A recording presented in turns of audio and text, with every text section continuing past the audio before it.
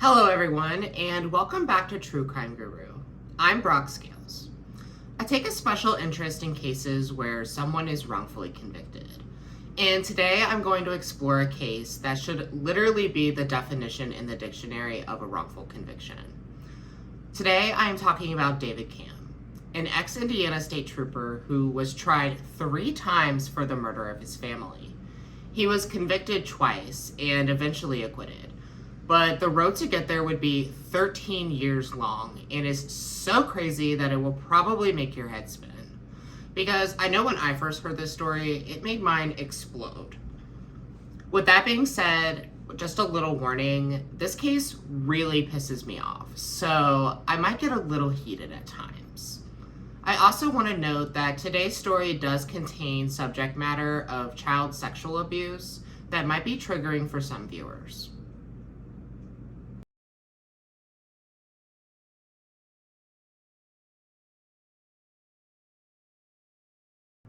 This story begins on September 28, 2000. Around 7 p.m., 36-year-old David Camm is heading to a local church for a pickup basketball game with several of his friends in Georgetown, Indiana, which is about 20 miles across the border from Louisville, Kentucky. His wife, 35-year-old Kimberly, and their 2 kids, Brad, age 7, and Jill, who is 5, are heading home from swim practice around the same time. Like I mentioned, David had been an Indiana state trooper, but after around a decade under his belt, he decided to retire and go work for his family business. He said that this decision was better financially and allowed him more time with his family. David and his friends play several rounds of basketball and let up around 9 p.m. or so. Around 9:20, David arrives home, and within seconds he is alarmed. He sees that the garage door is open and that there is a body on the floor with about a 26-inch stream of blood coming from the head. He immediately knows that this is Kim and begins to panic because where are the kids? It doesn't take him long to find Brad and Jill in the back seat of the family's Ford Bronco. Horrified, he sees Jill slumped over with her bloodied head in her lap. David seems to think that his son Brad may still be alive, so he hovers over Jill to get to Brad. He lays Brad flat on the ground and begins administering CPR. After a few minutes, David places a call to 911. Patrice, can I help you? Patrice, it's Dave Camm. Let me talk to Post Command right now. Okay, he's on another line. Right now, let me talk to Post Command. Hold on. Dave? Get everybody out here to my house now. Okay, all right. My wife and my kids are dead. Get everybody out here to my house. Go to Dave Camm's house now. Okay, David, we got people on the way, okay? Get everybody out here. Come here. Everything's going to be okay, all right? We're going to get people. Everything's not okay. Get everybody out here now. They're coming. Go to Dave Camm's house now. Okay. Do you know what happened, David? No, they're dead. I just got them to play basketball. 45-48 Phillipsburg. Oh my God, what am I going to do? David, they're on their way right now, okay? I got everybody coming. Listen, I'm going to let you talk to Patrice while I get people coming. The street, I got to get some help. Okay, David, do you need an ambulance? My parents' house. Do you need an ambulance? Get everybody out. I'm going. Do you need an ambulance? Go! Dave, he hung up. Like I've said before, I don't like to scrutinize 911 calls, and this case is no different. However, some people feel like David was being too vague on the call and never really says what's going on. To me, he sounds hysterical. People also find it strange that he immediately asked for the post command and just kept saying everybody needs to get here now. However, this is likely just because of David's experience as a member in law enforcement. He's obviously panicked and just wants anyone who's anyone to get there ASAP. And these people obviously know David.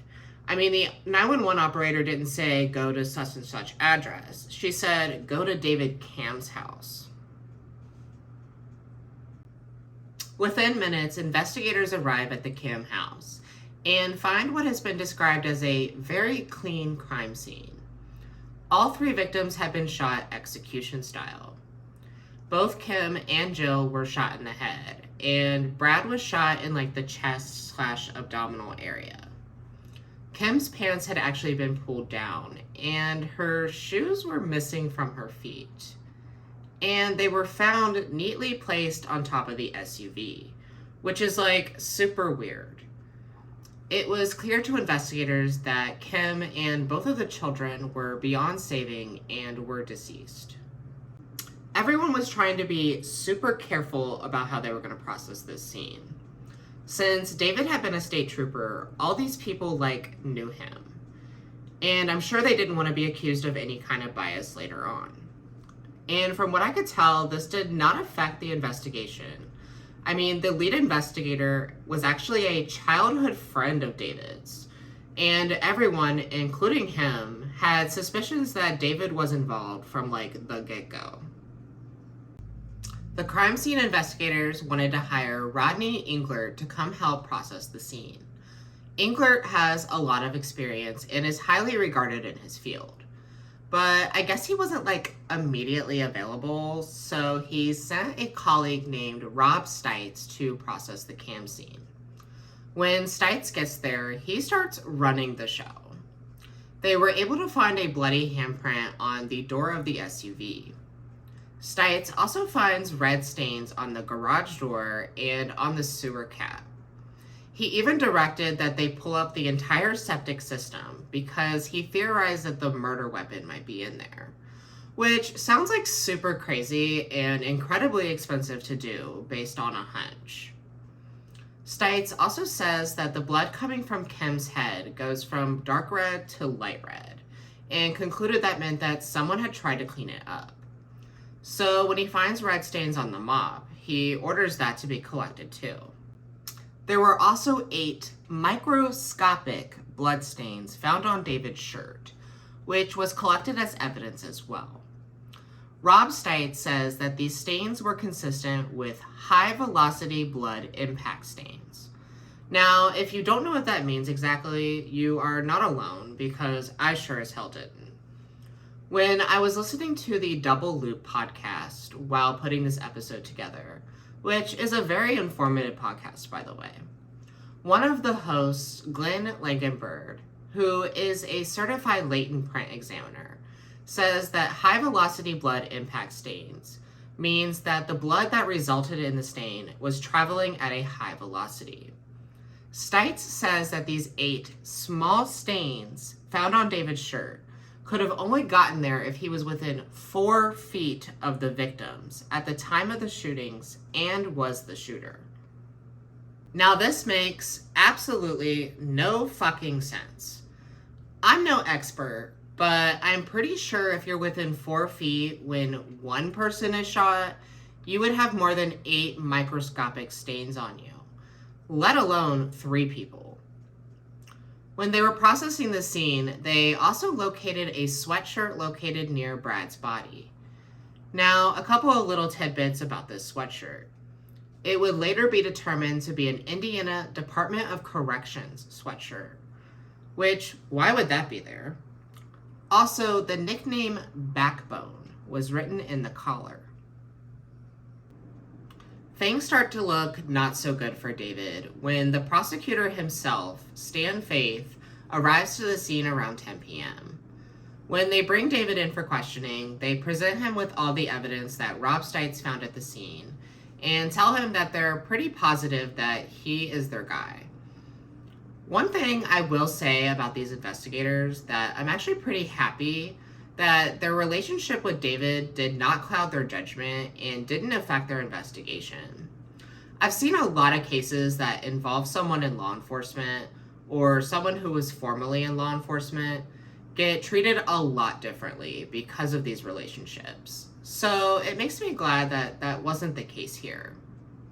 Anyways, David adamantly denies having any involvement with the murders. He says, "I loved them so much, and we were happy." But regardless, 3 days later, on October 1st, David is arrested. I'm pretty sure they didn't even test for gunpowder residue, which seems like would have been pretty standard. But no, they were positive that they had their man. But what was the motive? The prosecution comes to discover that David had multiple affairs, They found as many as 13, actually. They used these affairs to say that David wanted out of his marriage and his obligations to his family. And I know what you're thinking. Didn't David have a pretty solid alibi? Well, upon the medical examiner's evaluation, she estimated the time of death around 8 p.m. Several friends at the basketball game said that David did not participate in the second game, which was around 7:30. Phone records also show that David was on the phone at 7:19, so that means he couldn't have been playing basketball. Prosecutors theorized that David must have methodically planned this by sneaking out at 7:30, going to kill his family, and then returning so that he would be seen the remainder of the time. However, there were 11 people at this pickup basketball game, including David's own uncle, and they all swore up and down that David was there the whole time. One friend even said that he remembers talking to David in between games, but the prosecutors seemed to think that they were all covering for him. Now, I could see a couple people, maybe the uncle, agreeing to lie for David, but 11 people? And throughout the entire 13-year ordeal, they all stuck to their stories that David was there the whole time. I find it hard to believe that someone could convince 11 people to lie for them for 13 years. When the medical examiner was conducting her evaluation, she found blood on Jill's underwear. She also concluded that there had been blunt force trauma to her genitals that was consistent with the sexual assault. This led prosecutors to believe that David had been sexually abusing her, especially since the blood found on his shirt was verified to be Jill's as well. The ME concluded that the trauma occurred between 12 to 24 hours before Jill's death. Now, this is important because if it had been within 12 hours, then it could not have been David who assaulted her, because he left the house that day around 7 a.m. and didn't return until close to 9:30 p.m. But if it had been over 12 hours, then it definitely could have been David. But I think this is important to note because this time frame leaves the sexual assault accusation open to be disputed by David's defense team. David Camm's trial took place in 2002. When David was initially arrested, Camm's parents, Frank and Janice Wren, were incredibly shocked and just could not believe that David could do this. But by the time of the trial, they were siding with the prosecution and wholeheartedly believed that David killed their daughter and 2 grandchildren. They even think that the reason that Jill never spoke up about David's alleged sexual abuse was because he was her dad and she trusted him. And for this reason, she may not have known that what was going on was wrong. The prosecution goes into this trial with the infidelity and molestation being the primary motives. Now, these motives seem vastly different on so many levels, but perhaps they were just going into this trial with everything they had. They called multiple women to the stand to testify that they had inappropriate relationships with David while he was married. David's defense team actually tried to have this not allowed, since the affairs were in the past and there was no evidence that there was any infidelity going on at the time of the murders. However, the trial judge sided with the prosecution and allowed the women to testify. Prosecutors also try relentlessly to get the 11 basketball players to fall in their story, but were unsuccessful. Rob Stites testifies at the trial, as well as his successor, Rodney Englert, who does back him up in his testimony. They testify to their theory that the 8 bloodstains must have been from high-velocity blood impact splatter, and that David must have been within 4 feet of the victims. Interesting enough, all of those red stains that Stites had found on the garage door, the sewer cap, and the mop were verified to not be blood at all.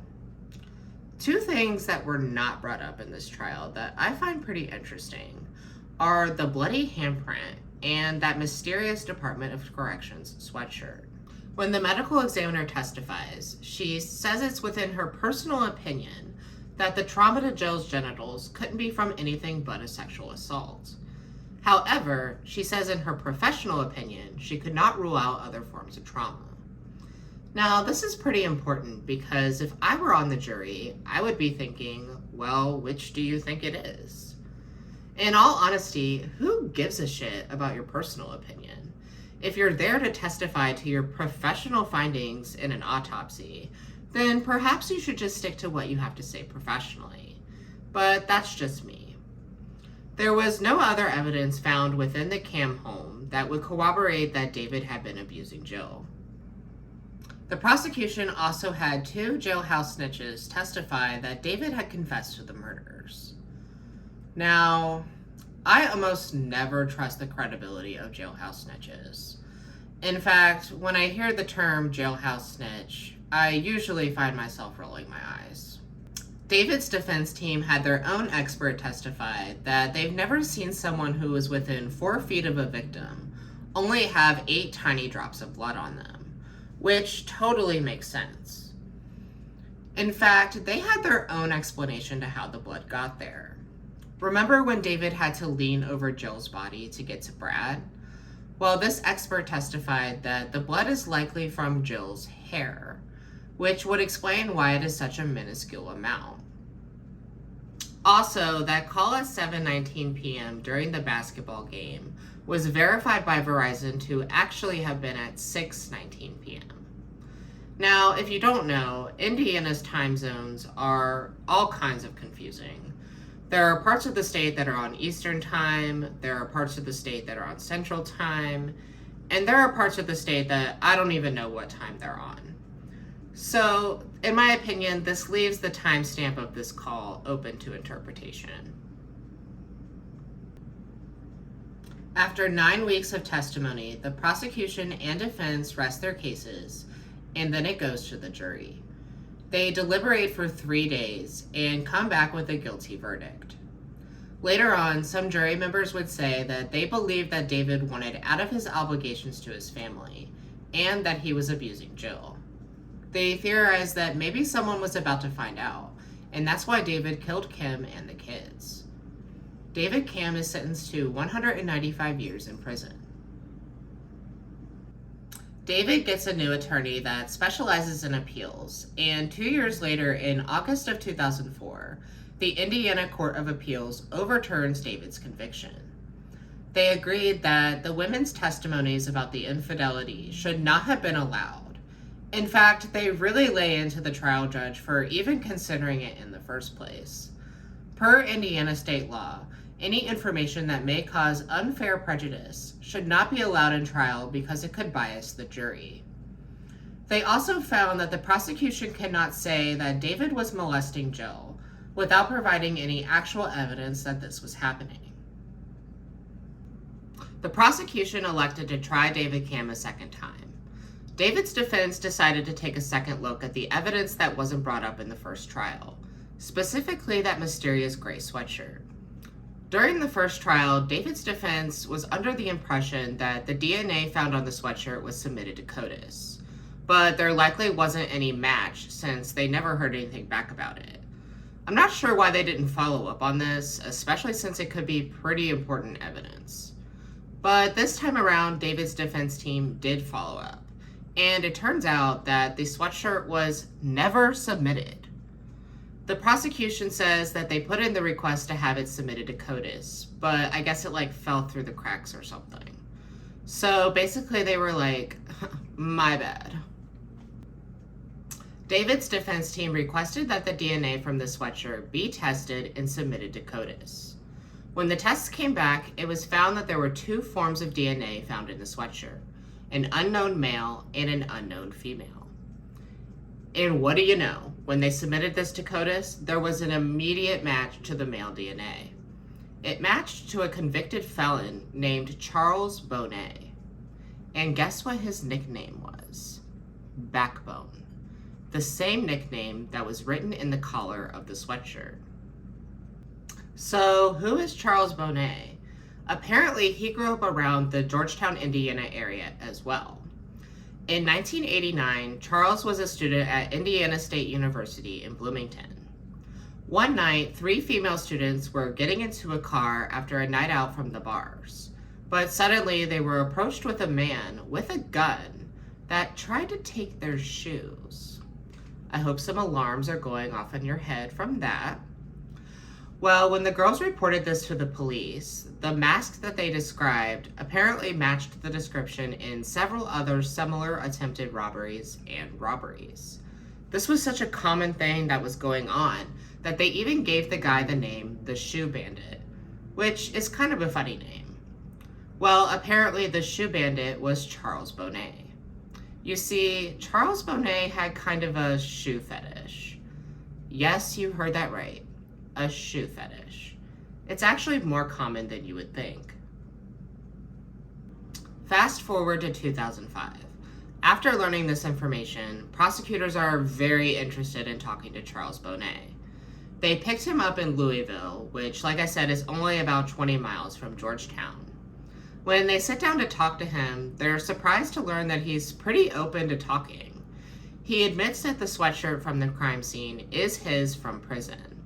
However, he says that he had donated it to the Salvation Army right before the Camm family murders. He says that that would explain the unknown female DNA, that maybe some woman had picked it up or something after the donation. But prosecutors come back and inform him that that bloody handprint from the crime scene is his. At that point, Bonnet changes his story. He says that he met David Camm at a basketball game, and David had propositioned him to buy a gun. He then goes on to say that he went to the Camm house on September 28, 2001, to sell David this gun. He then says that after retrieving this gun from him, David kills his family right in front of him. Bonnet also said that his girlfriend at the time was with him initially, and that's where the female DNA is from. Well, when investigators got in touch with his girlfriend, she says that this never happened and she has no idea what they're talking about. When Bonnet was telling his story, he says that after David killed his family, he tried to kill him. He says that when he was running away from David, he had tripped over Kim's shoes and then decided that he needed to place them on top of the car. Which makes absolutely no fucking sense. I mean, he's literally running away from someone who is trying to kill him. If this were me, I wouldn't even care about the shoes, let alone neatly place them on top of the car. Charles tells several more inconsistent stories, but in the end, he is charged with the murders, and the charges against David Camm are dropped. But only for like 2 seconds. Just moments after learning that the charges against him were dropped, David is informed that he is being charged again. This time, the prosecutors are alleging that David and Bonnet conspired together to kill David's family. David Camm is set to go through a second trial. Charles and David are tried separately, and Bonnet's trial occurred before David's, and he was found guilty and sentenced to 225 years in prison. All of Bonnet's appeals have since been denied.